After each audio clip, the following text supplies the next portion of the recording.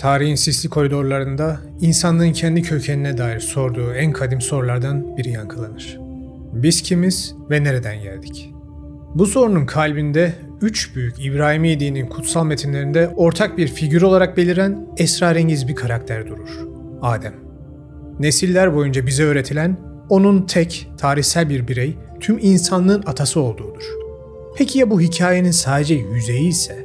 Ya Adem kelimesi binlerce yıl içinde gerçek anlamını yitirip basit bir şekilde yaratılan ilk insanın adı diye anlatılmaya başlandıysa ve biz bu sebepten çok daha derin bir konuyu es geçiyorsak? Bugün birlikte Adem kelimesinin kökenlerine ve temsil ettiği şeyin özüne inebildiğimiz kadar derin bir şekilde ineceğiz. Ve muhtemelen Adem ismine bakışınız çok daha derin bir şekilde değişecek. Çünkü burada tek bir insandan değil, komple insanlıktan bahsediyor olacağız. Gerçeği Bul'a hoş geldiniz.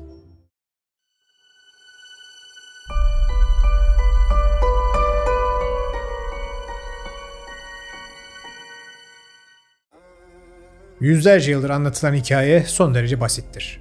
Allah dünyaya halife olarak insanı yaratma kararı alır ve kimi ayetlerde insanı çamurdan, kimisinde sudan, kimisinde nutfeden diye birkaç farklı anlatımıyla köklenmiş bir tarzda Kur'an bize insanlığın yaratılışını anlatır. Benzer anlatımları diğer İbrahimi dinlerde ve hatta bu anlatımın en eski köklerini ise Sümer gibi, Hint gibi daha kadim medeniyetlerde de görürsünüz. Ama ortak nokta asla değişmez. Bizim günümüzde Adem olarak bildiğimiz kelime dönüp dolaşıp bir şekilde hep karşınıza çıkar. Bu videoda bu dini kavramın varlığı ya da yokluğunu sorgulamayacağız. Sonuçta ortada bir insanlık gerçeği olduğuna göre bunun bir kökeni de olmalı değil mi? İster buna dinler veya mitlerden yola çıkarak Tanrı ya da kimi anlatılardaki gibi Tanrılar insanı yarattı deyin, ister her şey tesadüfler eseri gelişti, evrimsel bazı sıçramalar yaşandı ve insan ortaya çıktı deyin, ya da ikisini bir şekilde birleştirip kararınızı verin. Bu kişisel tercihiniz. Ama dediğim gibi bugünün konusu bu değil. Bugün birlikte iç içe geçmiş ve genelde günümüzde daha basit bir şekilde anlatılan hikayenin ve özellikle kelimenin arkasındaki derinliği araştıracağız. Çünkü benim gibi tarih seviyorsanız esas heyecan orada başlıyor. Demin de dediğim gibi Adem ismini duyduğumuzda genellikle tek bir kişiyi, ilk insanı düşünürüz. Ancak ya Adem aslında tek bir bireyden ziyade tüm insan türünü temsil eden bir sembolse? İşte bu soru ile birlikte yolculuğumuz da başlıyor. Adem kelimesinin kökeni zaten bize ipuçları vermeye başlar. İbranice'de adam, insan anlamına gelir. Ve çoğu zaman bir kişiyi değil, komple insan türünü ifade etmek için kullanılır. Tevrat'ın ilk bölümü olan Yaratılış kitabında Tanrı insanı yaratırken adam kelimesi erkek ve dişi ayrımı olmaksızın insan türü için kullanılmıştır. Örneğin Yaratılış 1.27'de Tanrı insanı kendi suretinde yarattı. Onları erkek ve dişi olarak yarattı denilirken orijinal İbranice metinde insan için kullanılan sözcük adamdır. Ve bu bir bütün olarak insanlığı ifade eder. Meallerdeki gibi kadın erkek diye ayrılmaz. Hatta Tevrat'ta daha sonra Tanrı onları kutsadı ve yaratıldıkları gün onlara adam adını verdi ifadesi geçer. Burada da adam hem erkeği hem kadını kapsayan bir insanlık adı olarak kullanılmıştır. Bu nedenle daha en baştan adam terimi bir özel isimden çok bir türün adı gibidir. Nitekim 1911 Britannica Ansiklopedisindeki bir değerlendirmede Adem isminin özel bir isim olarak kullanılmasının erken bir hata olduğu, aslında adam kelimesinin insan türünü belirttiği vurgulanmıştır. İbranice'de adam sözcüğünün ipuçları bununla da sınırlı değil. Kelime adama yani toprak ile bağlantılıdır. Yaratılış 2.7'de Tanrı Adem'i toprağın tozundan yarattı denir. Burada adama yani toprak ve adam yani insan kelime oyunuyla bağlantılıdır. Yani Adem'in ismi bizzat toprakla, dünya ile özdeşleşir. Bu da Adem'in bir birey olmanın ötesinde ontolojik olarak dünyevi insanlığı yani doğrudan bu gezegendeki bir türü temsil ettiğinin bir göstergesi olarak daha karşımıza çıkıyor. Arapçaya geldiğimizde de aynı kelime karşımıza çıkar. Doğrudan Adem ismi muhtemelen Arapçada İbranice'den alıntı olarak geçmiş ve benzer biçimde toprak rengi veya yeryüzü, toprak ile ilişkilendirilir. Bazı İslam alimleri Adem kelimesini adim, yeryüzü toprağı veya adimul arz, yerin yüzeyi sözcükleriyle ilişkilendirir. Bu da yine insanın topraktan yaratıldığı inancıyla örtüşen bir yaklaşım. Hatta bir rivayete göre Allah, Adem'i yeryüzünün farklı renklerindeki topraklardan derlediği bir balçıktan yaratmıştır. Bu yüzden insanlık siyah, beyaz, kızıl gibi çeşitli renklere sahiptir diye anlatılır. Burada bilimsel bir analiz yapmadığımızı unutmayın. İşin o kısmını merak edenler evrim ve yaratılış videomu izleyebilirler. Burada etimolojik bir tarihi yolculuktayız. Görüldüğü üzere dilsel olarak Adem belirli bir kişi isminden çok yerden, topraktan gelen insan kavramı olarak karşımıza çıkıyor. Yani dünyasal insan fikri ismin etimolojisinde çağlar boyunca işlenmiş. Daha da eskilere gidelim ve bölgenin ilk medeniyetlerini inceleyelim. Sümer, Akkad ve Babil mitlerine baktığımızda karşımıza bizim Adem olarak bildiğimiz kelime genelde Adapa ve Adamu olarak çıkar. Ve burada da güzel bir ayrım var. Mitlerde insanlıktan bahsederken genelde Adamu tabirini görürüz. Ve Adamu tam çeviri olarak yaratılmış tür anlamı taşıyor. Yani o inançlara göre bizi tanrılar kendilerine günlük işlerinde hizmet için yaratmışlardı ya, bize genel olarak bu arkadaşlar Adamu demeyi, yani yaratılan tür demeyi uygun görmüşler. Adapa ise bu türün içinden bizzat, yani mitlere göre bizi tasarlayan Enki tarafından seçilmiş ve tanrısal bilgeliğin paylaşıldığı ilk bilge insanı anlatıyor. Yani Adapa muhtemelen bir özel isim. Ama Adem kelimesinin kökeni değil. Adem kelimesinin kökeni Adamu'ya çıkıyor. Mesela Sümer Krallar tabletinin bulunmasından sonra bu ayrımı araştırmacı Jean Botere güzel bir şekilde yakalamıştır. Ve o listede ilk insan kral olarak geçen Adapa'nın bir rahip kral olduğunu ve Eridu şehrinde binlerce yıl hüküm sürdüğünü anlatmıştır. Demin verdiğim Adapa ve Adamu örneklerini daha ziyade Sümer sonrası Akkad ve Babil'de görürüz. Çünkü Sümer'de aslında bu tür için daha farklı bir kök kelime karşımıza çıkar. Namlu. Yani tam olarak çevirirsek çamurdan, kilden yaratılmış insan türü. Kilin de ne anlama geldiğini kanalı takip edenler biliyordur. Şaşırtıcı değil mi? Kelimenin bu kök anlamını özellikle videonun başında bu denli vurgulamak istedim. Çünkü şimdi İbrahimi dinlerin kitaplarında geçen hikayeleri ve anlatıları ele alacağız. Ve bu sefer kelimeyi bize anlatılan tek bir kişi olan Adem olarak değil, demin de bahsettiğim gibi komple insanlığı temsil eden bir kelime olarak göz önünde bulundurun. Çünkü o sayede olay çok başka yerlere gitmeye ve kitaplardaki daha derin anlamları karşımıza çıkmaya başlayacak. İbrahimi dinlerin kitaplarını sırasıyla incelediğimizde aslında karşımıza farklı Adem anlatılarının çıktığını görürüz. Ve burada tarihsel olarak bence hoş bir nüans yatıyor. Tevrat ile başlayalım. Yahudiliğin temel metni olan Tevrat'ın yaratılış bölümü, Adem'in hikayesini iki farklı ve ilk bakışta çelişkili görünen anlatımıyla sunar. Bu yapısal ikililiğin ise ilginç bir nedeni var. Yaratılış 1'e baktığımızda bu bölümde görkemli ve düzenli bir yaratılış süreci anlatılır. Elohim olarak anılan ilahi varlık, ki bu aslında çoğul bir yaratıcı form olup genellikle Tanrı olarak çevrilse de Yahudi Rabbinik geleneği tarafından bazen meleklerden oluşan ilahi bir meclise atıfta bulunmak için kullanılır. Hatta onların da Bene Elohim denen çocukları bile Tevrat'ta kendilerine yer bulur. Evet, melek filan diye yumuşatmaya gerek yok. Arkasını deştiğinizde karşınıza Sümer Anunnaki tanrılarının hikayesi çıkıyor çünkü.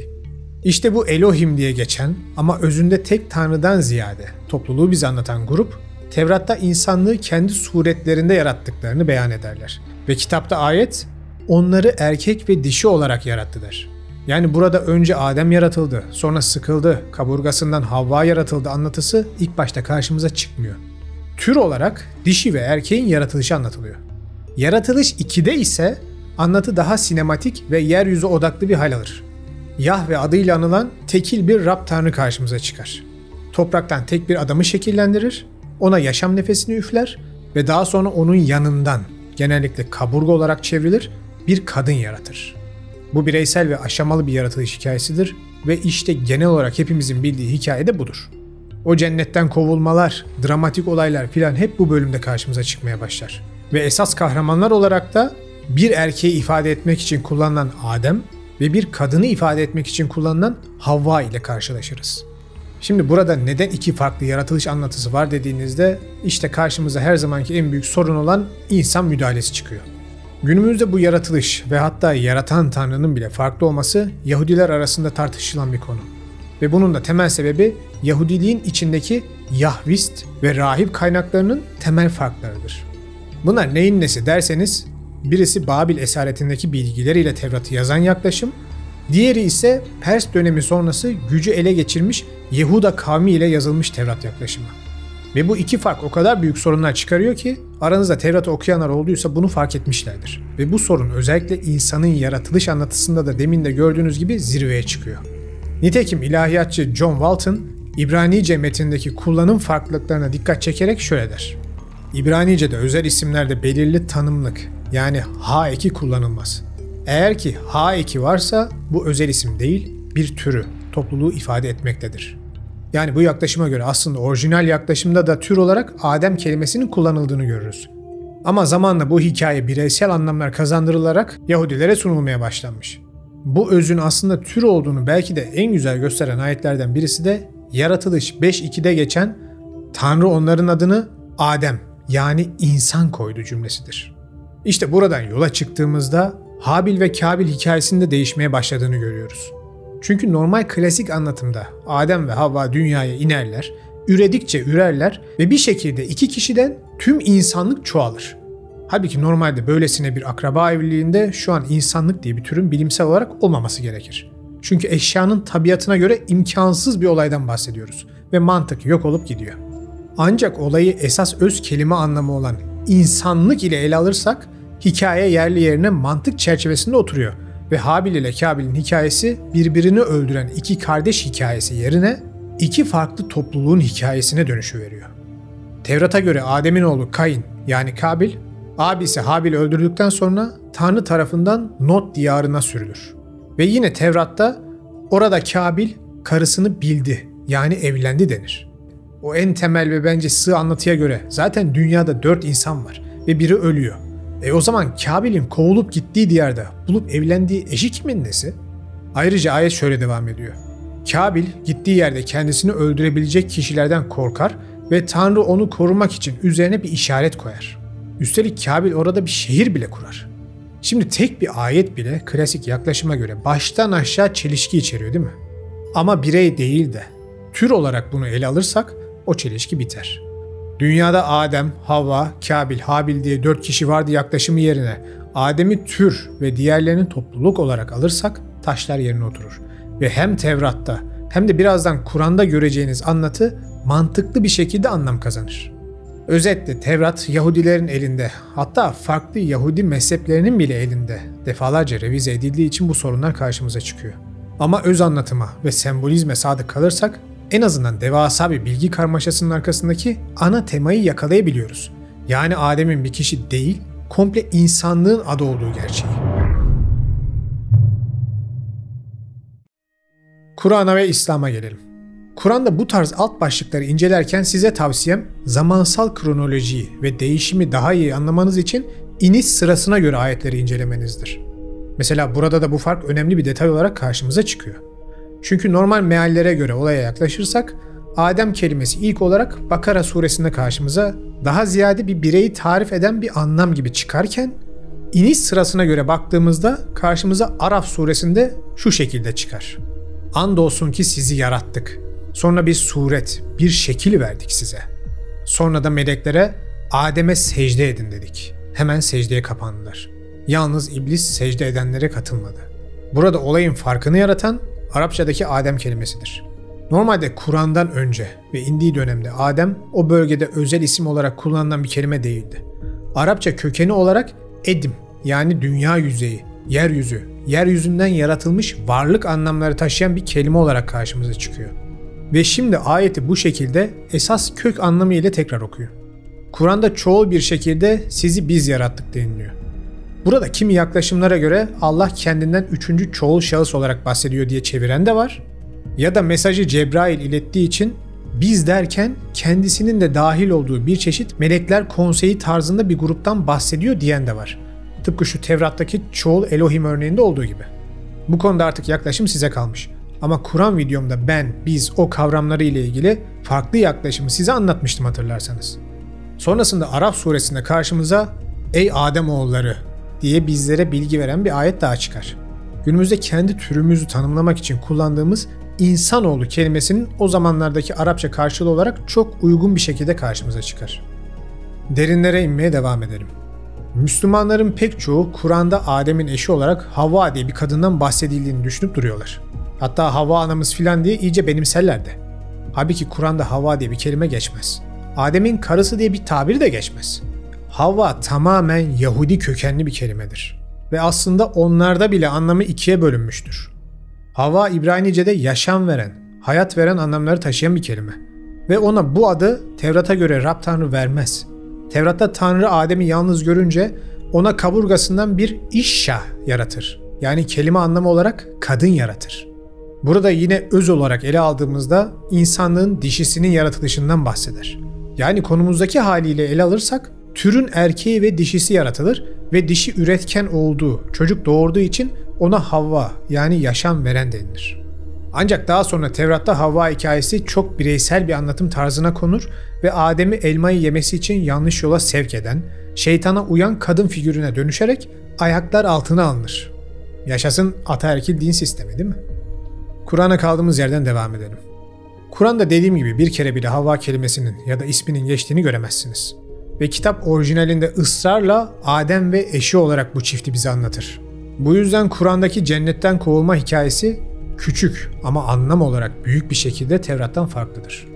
Kur'an'da elmayı kadın yedirdi, yoldan çıktı gibi bir anlatım yoktur. Ayette Adem'in ve eşinin şeytanın oyununa gelerek ağacın meyvesini yedikleri ve kendi nefislerine zulmettikleri anlatılır. Yani kadın erkek ayrımı yapılmaz. Hatta Taha suresinde yasak ağaçtan yedikten sonra ayıp yerleri açıldı ve Adem Rabbine isyan etmiş oldu diye yazar. Yani eşinden bahsetmeden komple insan Rabbine isyan etmiş oldu mesajı verilir. Peki neden eşinden bahsetmeden komple insanlık olarak ele alıyor diyenleriniz varsa da o ağacın ve meyvesinin alternatif anlamına bakmak lazım. Şimdi olayı gerçekten iki kişi cennette yasak bir elma ağacının elmasını yediler, sınavdan kaldılar diye düşünürseniz olay yine sığ kalacaktır. Ama ağacın, ki Arapça Kur'an'da bu kelime için secere yani soy anlamı taşıyan bir kelime kullanılmıştır, bir yasaklı soy olduğunu ve Adem ve eşinin yani insanlığın o yasaklı soy ile ilişki kurmasından dolayı Allah'ın onları kovup şimdi birbirinize düşman olarak dünyaya inin demesini daha iyi anlarsınız. Hatta şeytan bile anlatıya göre eğer o ağaca yani soya yanaşırsan melekler gibi olursun, bilge olursun diyor. Sizce tüm bu anlatı sulu kırmızı bir meyve yedikleri için mi yoksa deminki insan türünün yasaklı, farklı türle birleşmesinden ötürü mü ortaya çıkıyor? Artık kararı sizin. Kanalda tüm bu olayları detaylı şekilde ele alan videolar mevcut. Ben linklerini açıklama kısmının altına bırakacağım. Oradan izleyip araştırmalarınıza ona göre yön verebilirsiniz. Peki Kur'an'da neden Adem hem bir soy hem de kimi yaklaşımlara göre bir birey hatta ilk halife olarak geçiyor diye soranlar varsa bunun net bir cevabını vermek durumun doğası ve ülkemizin şartları gereği pek mümkün değil. Çünkü Kur'an çok detaya inmeyen bir kitap ve bazı kelimeler çok geniş anlamlar taşıyabiliyor. Ve daha da önemlisi Kur'an'ı gökten inen ilahi ve tek kaynağı kendisi olan bir kitap olarak değil de dinler tarihinin gelişiminin bir parçası olarak görürseniz eski Mezopotamya dinlerindeki ve anlatılarındaki farklı hikayeleri birleştirip anlattığı gibi bir olasılık da karşınıza çıkar. Misal buna örnek olarak Allah Adem'e bütün isimleri öğretti diye geçer. Halbuki bunun birebir aynı anlatısı Kur'an'dan binlerce yıl önce Enki Adapa'ya kutsal bilgiyi verdi şeklinde bir Sümer metninde de karşımıza çıkıyor. Andolsun ki biz insanı kuru bir çamurdan, şekillendirilmiş balçıktan yarattık. Tanrıça Ninursak, kili, çamuru yoğurur. Enki'nin bilgeliğiyle ilk insanı şekillendirir. Enki, insanın oğlu Adapa'ya bilgelik verdi. Fakat sonsuz yaşamı ona vermedi. Hani Rabbim meleklere ben yeryüzünde bir halife yaratacağım dedi. Eridu'nun tahtına ilk bilgi oturdu. Enki'nin seçtiği Adapa halkın rehberi oldu. Bunlar gibi daha çeşitli benzerlikler bulabilirsiniz. Ve işte bu yaklaşım ile Samuel Kramer, Tolkiç Jacobsen ve Jean Bottero gibi araştırmacı ve yazarlar Tevrat, İncil ve Kur'an'daki bu anlatıların aslında Sümer efsanelerine dayandığını iddia ederler. İşin bu kısmı tabii sizin inancınız ile alakalı. İster Kur'an'a ilahi bir mesaj deyin, ister geçmişin bilgilerinin derlendiği bir kitap deyin. Orası size kalmış. Ama neyi seçerseniz seçin, bizim bugün ele aldığımız konuyu değiştirmiyor. Adem kelimesi olaya hangi dinden ya da hangi açıdan yaklaşırsak yaklaşalım, eşiyle elma yedi diye cennetten kovulup iki kişinin tüm dünyadaki insanları oluşturduğu hikayeden ziyade bir türün özel bir şekilde dünya gezegeni için yaratılıp bu türe Ademoğlu yani insanoğlu denilip daha sonra bizim bu dünyadaki hikayemizin başladığı ve etimolojik olarak da ister Arapça, ister İbranice, ister Akatça, Babilce, Sümerce olsun fark etmeden tam olarak anlatılan hikayeye pat diye oturarak mantık kazandığı hali kulağa bence daha doğru geliyor. Hem de iş gerek bilimsel, gerek mantıksal olarak da belirli bir çerçeveye girmiş oluyor. Dediğim gibi burada yanlış ya da doğru, yalan ya da gerçek tartışması yok. Burada bir anlatının ya sembolik olarak ele alınıp detaylarına girilmemesi var ya da etimolojik olarak yaklaşıp kelimenin özündeki anlam ile kitaplardaki ve tarihteki mesajı daha iyi anlama kaygısı var. Umarım bu konuları araştırmayı sevenler için faydalı olmuştur. Videoda da bahsettiğim gibi bu konular hakkında araştırmalarınızı ya da merakınızı geliştirecek pek çok video kanalda mevcut. Ve neredeyse hepsi de birbiriyle bağlantılı.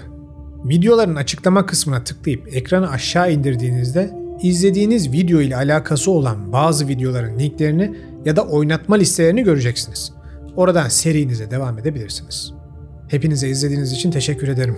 Bir sonraki videoda görüşmek üzere. Kendinize iyi bakın.